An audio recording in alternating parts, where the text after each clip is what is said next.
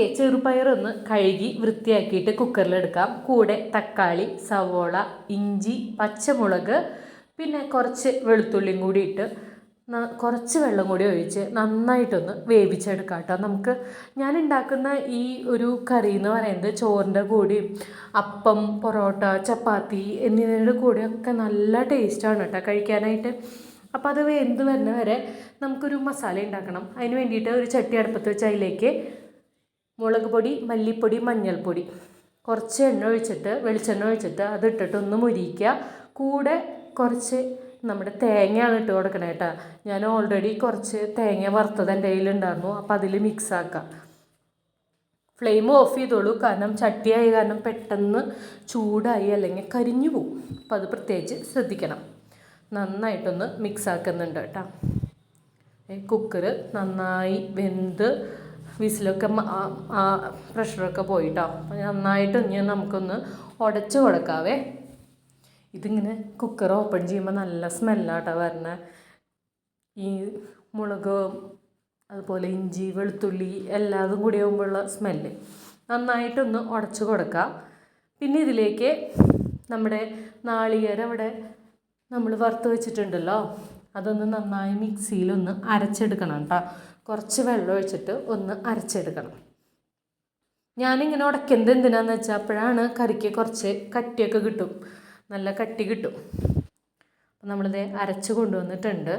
ഇനി നമുക്ക് ഈ കറിയിലേക്ക് നമുക്ക് അരപ്പൊഴിക്കാം. കുറച്ചധികം വെള്ളം കൂടി ഒഴിക്കാം കേട്ടോ. അപ്പോഴാണ് തിളയ്ക്കുമ്പോൾ നല്ല പാകമായിട്ട് വരും. അത് നന്നായിട്ട് ഇനി മിക്സ് ആക്കിയിട്ടൊന്ന് കുറച്ചും കൂടി ഉപ്പ് ചേർത്ത് നമുക്ക് നന്നായി ഒന്ന് തിളപ്പിച്ചെടുക്കാം. ഒന്ന് കുറുതായി ഒന്ന് യോജിച്ച് വരണം. ഈ അരപ്പും അതുപോലെ നമ്മുടെ ചെറുപയറും എല്ലാതും കൂടിയിട്ടൊന്ന് നന്നായിട്ട് മിക്സായിട്ട് വരണേ. നന്നായി തിളയ്ക്കട്ടെ.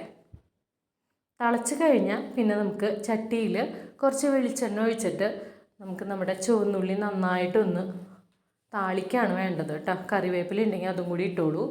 അപ്പോൾ നമുക്ക് ചട്ടിയിൽ കുറച്ച് വെളിച്ചെണ്ണ ഒഴിച്ച് ചുവന്നുള്ളി ഇട്ട് ഒന്ന് മുരിച്ചെടുക്കാം. നമുക്ക്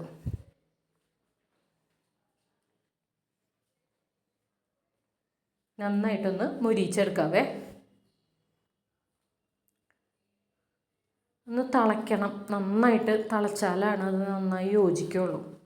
തക്കാളി ചേർക്കുമ്പോൾ ചെറിയൊരു തക്കാളി ചേർത്താൽ മതി കേട്ടോ. കൂടുതൽ തക്കാളി ചേർത്തിട്ടുണ്ടെങ്കിൽ പുളിരസം കൂടും. ചെറിയൊരു മീഡിയം സൈസുള്ള തക്കാളി ചേർത്താൽ മതി.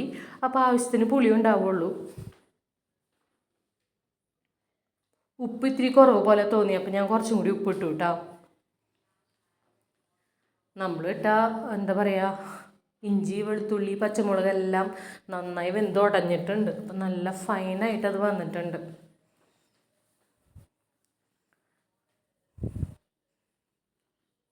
ഉള്ളി നന്നായിട്ട് മൊരിച്ചു.